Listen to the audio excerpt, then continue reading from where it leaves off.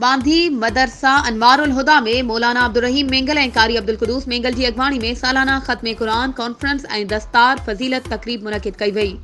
Programme जी शुरूआत क़ुरान मजीद जी तलावत सां कई वई, जॾहिं त तक़रीब में शहर जे मोअज़्ज़िज़ शख़्सियतुनि आलिमनि ऐं मदरसे में पढ़ंदड़ तालिबनि भरपूर शिरकत कई ऐं 10 तालिब इल्मनि खे क़ुरान पाक हिफ़्ज़ करण ते दस्तार फज़ीलत बदिराई वई ऐं मोअज़्ज़िज़ महिमाननि हथां क़ुरान पाक तोहफ़े तौरु ॾिना विया।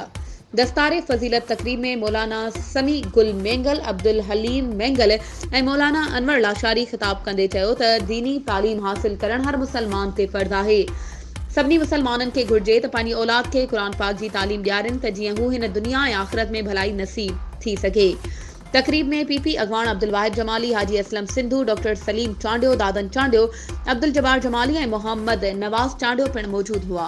इलेक्शन 2024 जे सिलसिले में तव्हां बि पंहिंजे तक जे पसंदीदा उम्मीदवार खे कामयाब बणाइण ऐं इलेक्शन मुहिम में सपोर्ट करण लाइ CN न्यूज़ ते इश्तिहार ज़रिए पंहिंजे उम्मीदवार जी चूंड मुहिम में हिस्सो वठी सघो था, त पोइ देर छाजी।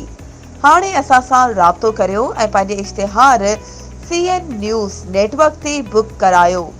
वधीक राब्ते लाइ WhatsApp नंबर 0344722364।